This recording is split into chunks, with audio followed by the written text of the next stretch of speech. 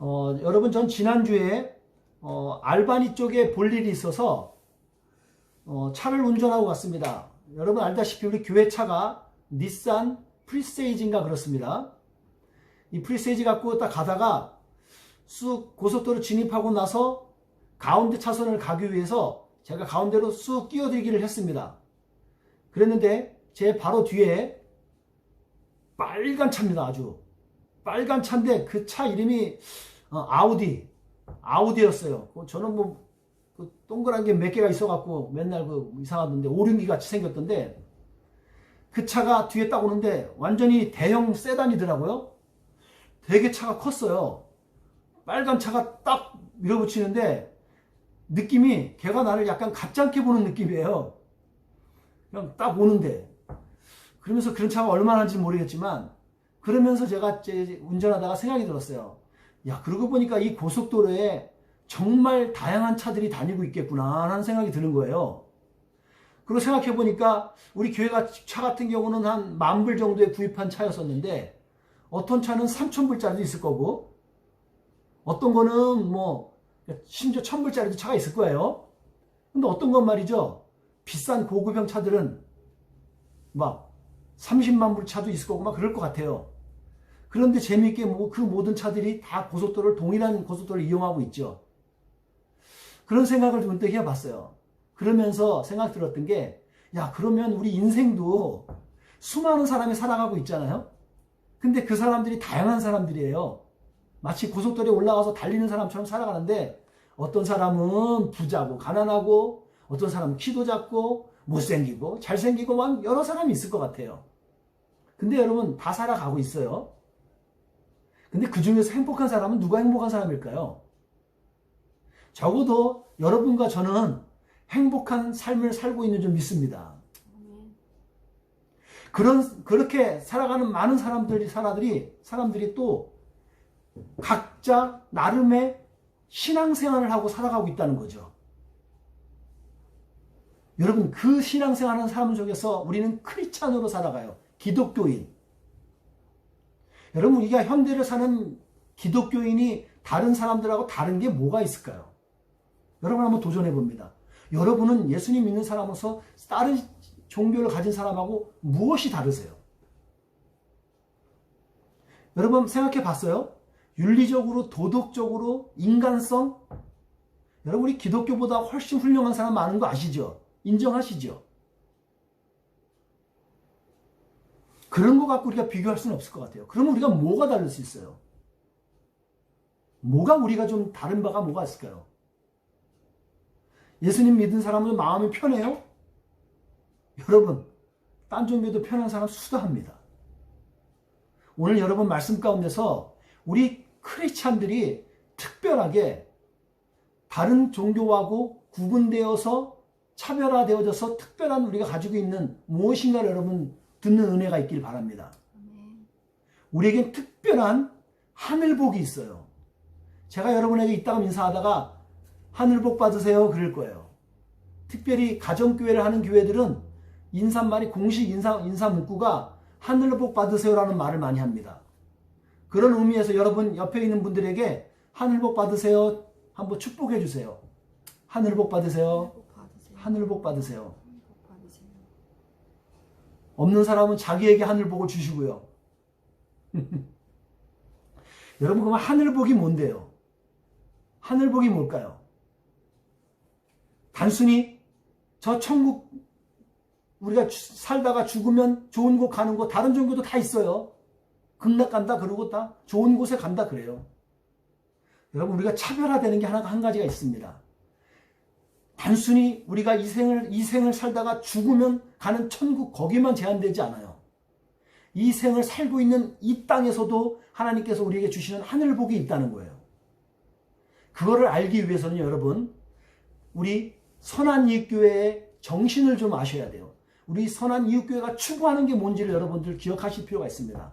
그게 가정교회 정신하고도 일맥상통합니다. 여러분, 선한이웃이라는 아이덴티티를 볼 때 우리 선한이웃의 핵심 가치는 이겁니다. 핵심 가치가 뭐라고요? 성경대로예요. 우리 선한 이웃교회는 성경대로가 문제, 핵심이에요. 그래서 성경이 말하면 그대로 하는 거예요. 아니라 그러면 안 해요. 내가 아무리 주장하고 맡아도 성경이 아니라 하면 네 하고 순종하는 거예요. 우리는 성경대로 살아갑니다. 그리고 이렇게 성경대로 살아가는 우리들이 정신이 있어야 됩니다. 어떤 정신이냐?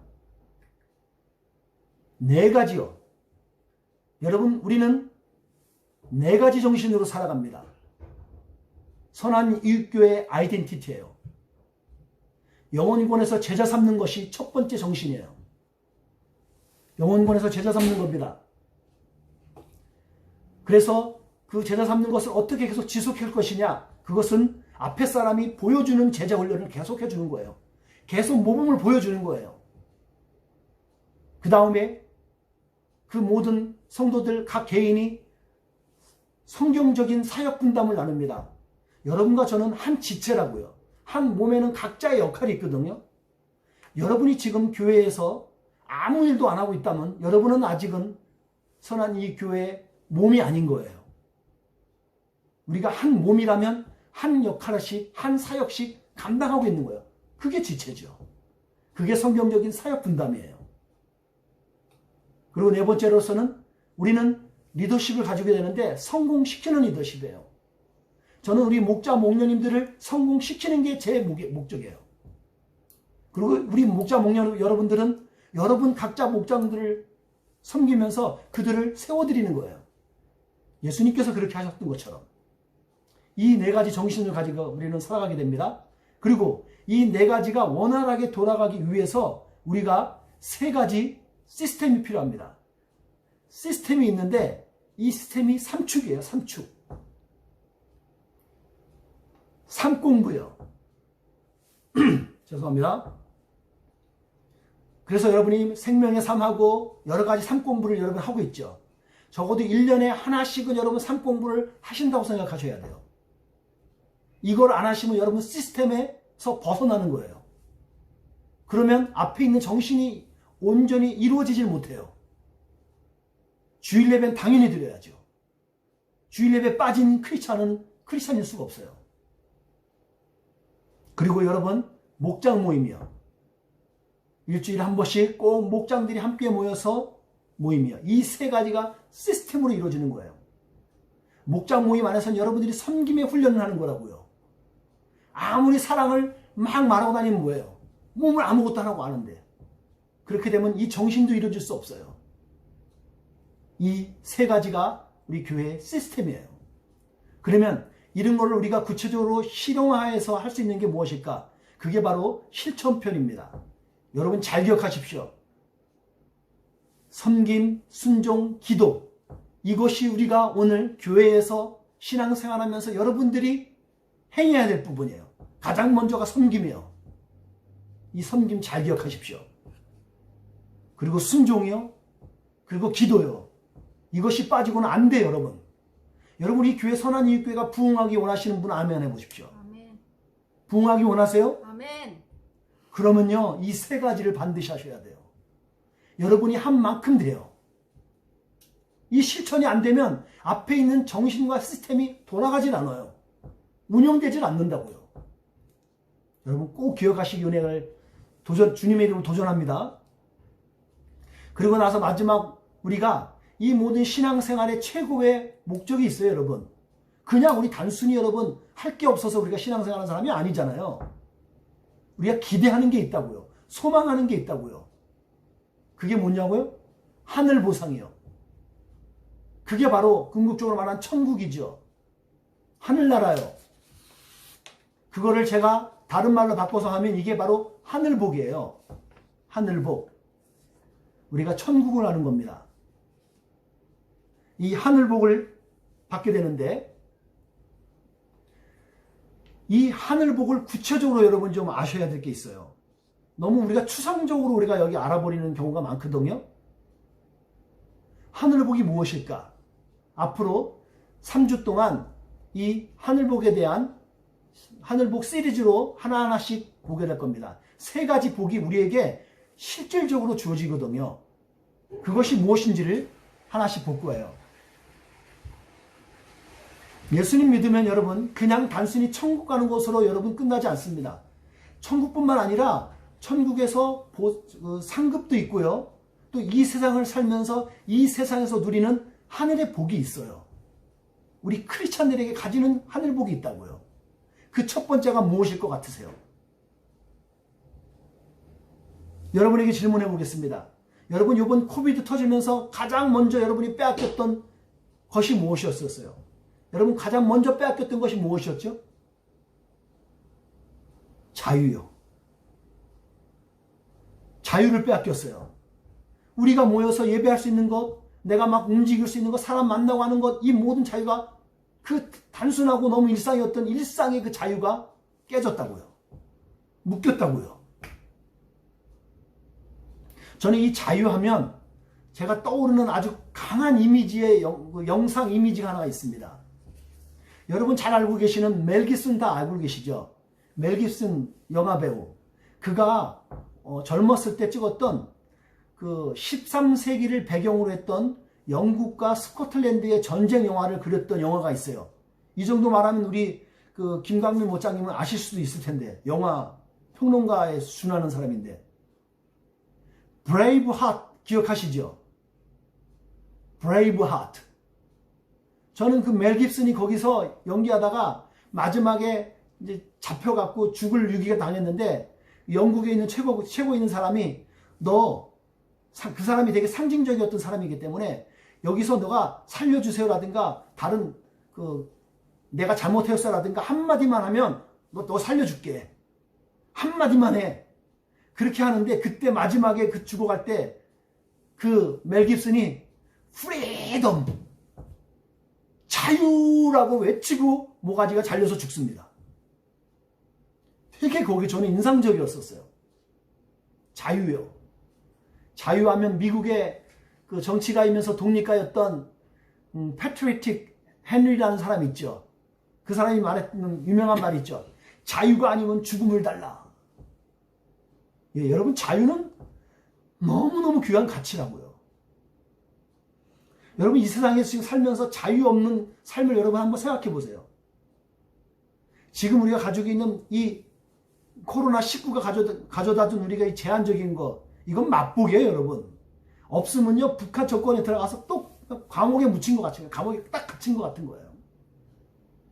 자유는 참 소중한 겁니다. 근데 여러분, 여기서 한 가지 여러분 기억하실 게 있는데요. 마지막 때가 되잖아요. 그러면 이 자유가 대단히 제한적입니다. 자꾸 제한적이게 돼요. 이거에 대해서 여러분 아시고 싶은 분들은 마태복음 24장을 오늘 읽어보세요. 예배 끝나고 나서라도 마태복음 24장을 읽어보시면 거기에 마지막 때에 어떤 증상이나 현상이 나타나는 게 거기 잘 명시되어 있어요. 놀라울 정도로. 이런 일들이 막 일어나요. 그게 사인이에요. 오늘 말씀을 보시면요. 오늘 본문으로 돌아오시면 성경이 말하는 자유가 있어요. 성경이 말하는 자유요. 세상이 말하는 리버티 말고 성경에서 말하는 프리덤이라는 이 자유라는 걸 여러분, 이 자유를 어떻게 얻을 수 있다 그러죠? 오늘 성경 본문에서는 아주 이런 말을 남기죠. 일부러 만든 이거 이미지인데, true freedom, 참된 진리는요, 진리를 알아야 돼요. 진리를 알지니 진리가 너희를 자유케 한다는 거예요. 자유하시고 싶으면 하늘의 복을, 첫 번째 복인 자유를 누리고 싶다면 진리를 아셔야 돼요. 여러분 매년 8월달이 며칠까지 있는지 아셔요? 매년 8월달이 며칠까지 있는지 아시는 분 손 들어보세요. 예, 숫자로 말해보세요. 예, 30일이죠. 31일 날 항상 31일이 있어요. 근데 어느 날 눈을 떠보니까 8월 32일이더라. 여러분, 그때는 여러분은 이 세상 사람이 아닌 거예요. 그걸 봤을 때는 8월 31일이 넘어가 32일은 존재하지 않으니까. 근데 마치 우리가 하늘의 복을 누려서 이 자유를 가지면 이런 8월 31일, 832라는 숫자는 그런 의미예요, 여러분. 832 true freedom이라는 의미는 상징적으로 그걸 담은 거예요. 832. 그걸 기억하시라고요. 그거는 우리가 진정한 자유를 가진 사람이 이 숫자를 알아챌 수 있어요. 진리를 아는 사람이 그러면 진리를 아는 사람이 어떤 사람일까요? 여러분, 이 사람이 진리를 알고 있는지 없는지, 옆에 있는 내 남편이, 내 아내가, 내 교우가, 알고 있는 친구가 진리를 알고 있는 사람인지 여러분 어떻게 확인하실 수 있죠? 오늘 본문 31절에 나와 있습니다. 31절에 어떤 내용이 나오게 되냐면 주님의 가르침을 꼭 붙들고 있는 사람, 주님의 가르침을 꼭 붙들고 있는 사람, 그거를 성경 오늘 본문에서 뭐라고 얘기하냐면 제자라고 그래요. 제자. 여러분, 우리 교회는 영혼공원에서 제자 삼는 게 첫 번째 기둥이고 첫 번째 정신이에요. 여러분 한번 생각해 보십시오. 저는 이 일을 감당하고 있기 때문에 즐겁습니다. 여러분, 자 보세요. 이 뉴질랜드 땅에 우리 한인교회가 제법 많은 거 아시지요? 근데 거기서 한 손가락 꼽히는 다섯 번째 꼽히는 다섯 개 교회 안에서 어떤 사람이 저한테 고 목사님, 우리 교회로 한번 오시면 어떻겠어요? 저에게 만약에 청빙 요청을 한다면 여러분 제가 거기다 그래서 한번 기도 좀 해보셔요. 그렇게 말을 하면 여러분 제가 그 기도를 할까요 말까요? 여러분 제가 어떻게 하실 것 같아요? 얼굴 표정들이 저는요 그렇게 말을 하면 기도할 거예요. 기도하라 했으니까 기도해야죠. 그런데 그쪽에서 저보고 오라 그러잖아요. 저는 어떻게 할까요? 아싸 좋다. 기다렸다. 날 알아주는구나. 딱 갈까요? 아니죠. 저는 가지 않습니다. 왠지 아세요? 저는 제 교회 안에서 우리 선한이 교회 안에서 영혼구원해갖고 제자 삼으려는 정신 아래서 살아가려고 하는 여러분들이 있기 때문에 못 가요. 저는. 여러분들이 그 일을 하고 있단 말이에요. 지금. 주님의 말씀을 꼭 붙잡고 그 말씀대로 제자된 삶을 살아가고 있는 여러분이 있잖아요. 여러분이 더 훌륭한데요. 때론 데 가갖고 제가 그걸 다시 만들어놔 저는 이제 못해요. 여러분, 사랑하는 성도 여러분, 영혼구원에서 제자 삼는 게 우리에게 가장 중요한 목적이고 부르심이에요. 그 정신을 우리가 기억해야 된다고요.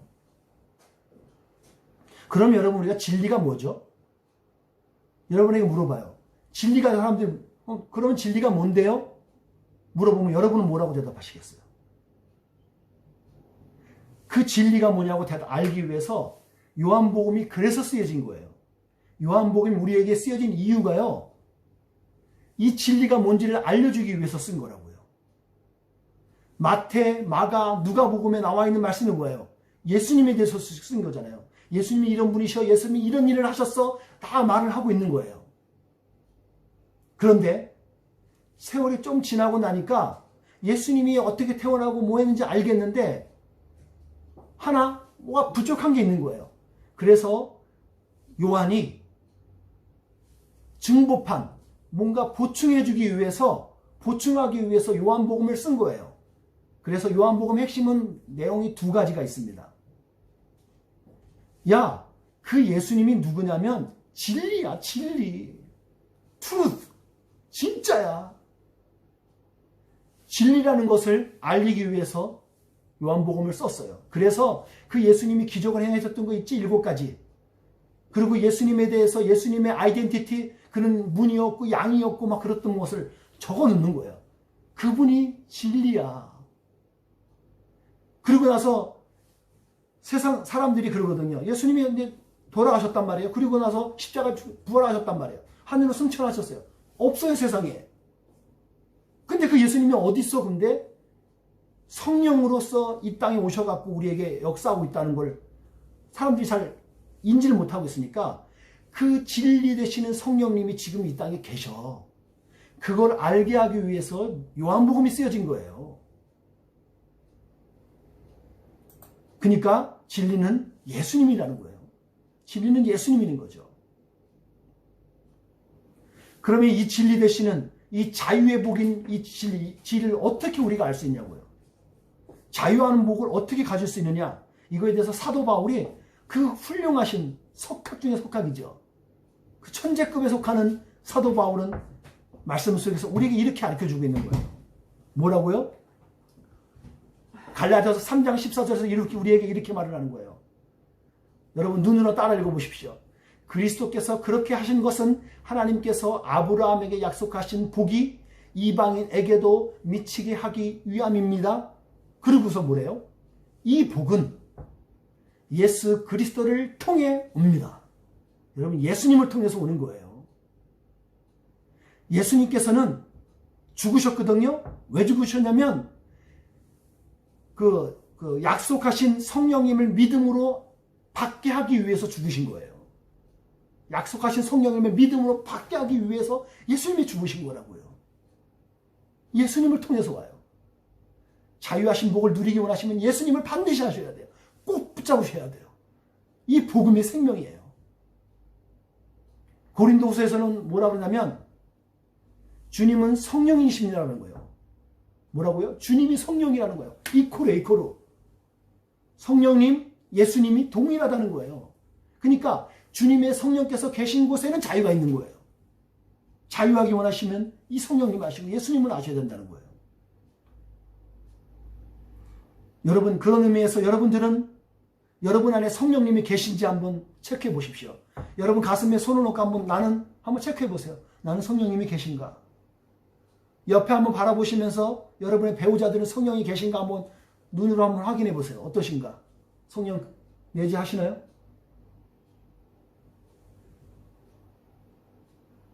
여러분 성령님이 계시는 거예요. 그러면 이 자유함의 실제가 있어요. 우리 안에 성령님이 계셔갖고 내가 자유하다 하면 우리가 자유한 확실한 증거가 있습니다. 오늘 두 가지가 오늘 핵심적인 포인트인데 여러분 잘 기억하시기 바랍니다. 자유의 실제가 있어요. 그 실제가 첫 번째, 여러분 죄로부터 자유하는 겁니다. 죄로부터 자유하시는 거예요. 여러분과 제가 자유하는 건 죄로부터 자유하는 거예요. 이걸 하기 위해서 영혼 구원이 우리에게 이게 필요한 거라고요. 영혼들이 구원을 받아야 되는데 이 죄에 묶여서 다 못 나오고 있단 말이에요. 그래서 우리 교회는 이 영혼들을 구원해내야 되는 거예요. 근데 어떻게 가능해요? 십자가의 피로. 십자가의 피로 인해서만 가능해요. 그래서 요한일서에서 말씀을 정확하게 하죠. 요한일서 1장 7절 말씀에 이렇게 말을 합니다. 하나님께서 빛 가운데 계시기에 우리 역시 빛 가운데 살아야 합니다. 그러고 뭐라 해요? 우리가 빛 가운데 살게 되면 서로 교제하게 된다는 거예요. 여러분이 예수님을 진짜 만나고 빛 가운데 거하시죠? 그러면 교제하게 돼요. 성도의 교제가 일어나요. 목장 모임이 여러분 싫고 막 그러잖아요? 여러분 뭔가 지금 약간 부족하고 계신 거예요. 성도의 교제 안에 교제가 되게 즐겁고 행복해요. 그러고 나서 말을 하죠. 또한 하나님의 아들이신 예수 그리스도의 피가 우리의 모든 죄를 깨끗게 하셔요. 이게 우리가 자유할 수 있는 거라고요.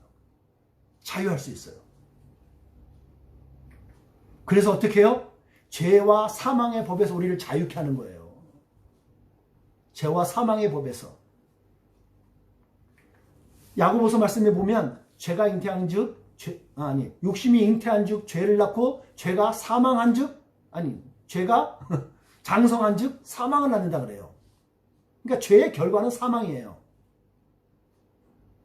그러니까 죄가 그렇게 우리를 묶어요. 결국 죽음으로 몰아가거든요.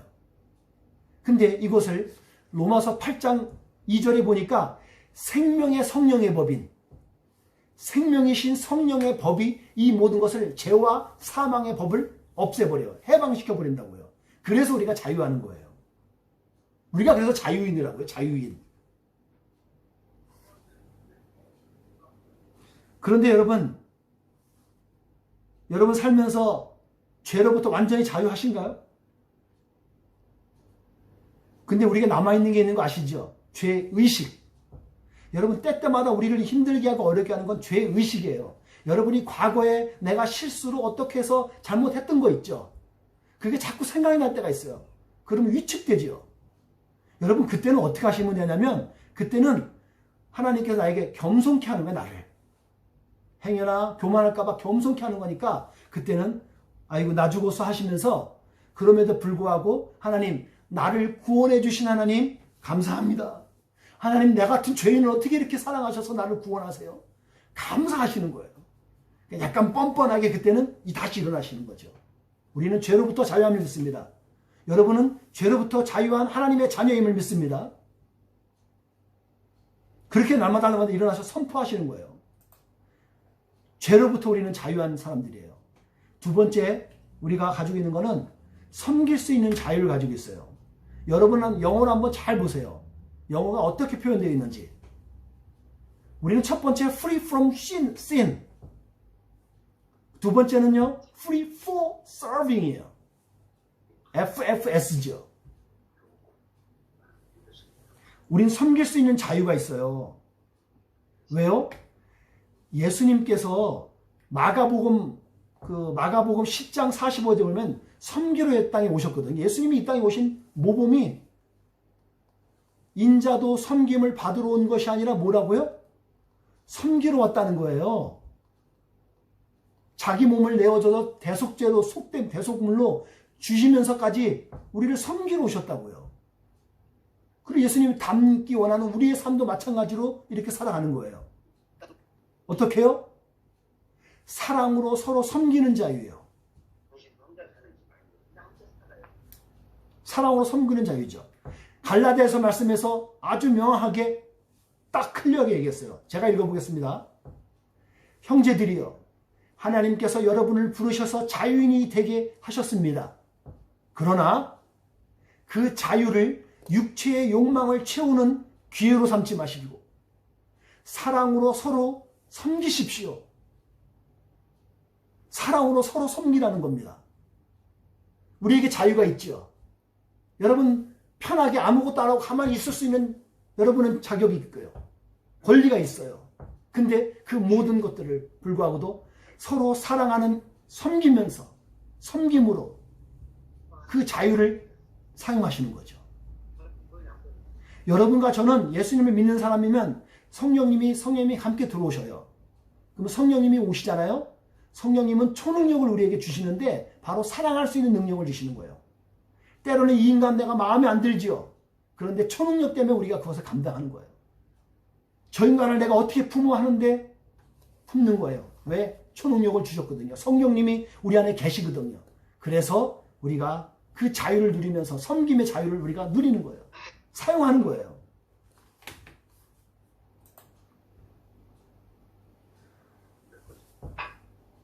제가 신앙생활하고 목회하면서 이렇게 두루두루 관찰해 보니까요. 하늘복을 받은 사람이 두 분류의 사람으로 제가 한번 분류되는 걸 봤습니다. 어떻게요? 소극적인 복을 받은 사람이 있는데 구원받은 삶인 거예요. 영혼 구원받은 것을 that's all. 난 영혼만 구원받으면 돼. 이제 끝. 거기서 멈춰있는 첫 번째 소극적인 복을 받은 분도 있어요. 이거 훌륭하죠. 가장 중요하긴 하고요. 근데 적극적인 복을 받는 분들이 있더라고요. 그들이 누구예요? 구원을 누리는 사람이요. 구원을 받은 것뿐만 아니라 누리는데 그게 어떻게 해요? 섬기는 사람이요. 복음을 받아들여서 예수님을 꽉 붙잡아서 제자로서 살아가는 삶이요. 섬길 수 있는 자유를 누리는 사람들이 바로 이 제자의 삶을 사는 거예요. 제자의 삶을. 말씀을 하나 보시면 야고보서 1장 25절인데 여러분 다 같이 한 목소리로 같이 한번 맞춰서 읽어보겠습니다. 시작. 그러나 사람을 자유케 하는 하나님의 완전한 법을 살피는 사람은 든 것을 잊어버리지 않고 그 말씀대로 행하는 사람입니다. 이런 사람은 그 행하는 일에 복을 받을 것입니다. 여러분, 아무리 말씀을 들어도 많이 알아도 소용없어요. 그 말씀대로 행하는 사람에게 진짜 능력이 나타나고 그리고 베네핏이 나타나게 되는 거예요.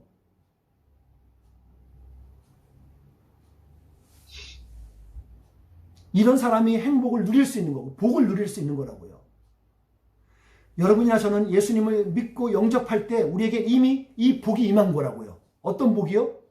죄로부터 자유할 수 있는 복, 섬길 수 있는 복, 이게 우리에게 이미 들어온 거라고요. 근데 이 자유를 사용하지 않으면 그냥 갖고 짓고 있는 거예요. 나에게 10,000,000불, 1000불이 10,000불을 갖고 있어도 가만히 갖고 내 주머니에 둔 그냥 가지고 있는 걸로 만족하는 거죠. 근데 거기서 그를 사용할 때 가치가 발생되는 거라고요. 섬길 수 있는 자유를 사용하시면 여러분 배가 되고 기쁨이 2배가 2배가 돼요. 그러니까 여러분에게 주어진 섬김의 자유를 여러분의 목장에서 나누시고 여러분의 삶 일터에서 삶의 현장에서 나누시고 우리 교회 공동체에서 나누시잖아요. 그러면 그게 기쁨이 2배가 되고 3배가 되고 넘쳐난다는 거예요. 안 하면 여러분 책임이죠, 여러분. 하는 사람에겐 이 복이 누려진다는 거예요.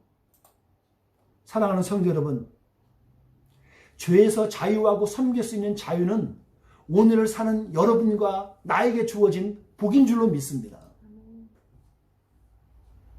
그러니까 이 한 주간 여러분 섬김의 자유가 왕성한 한 주간으로 여러분 살아내는 여러분의 인생이 되기를 주님의 이름으로 축복합니다.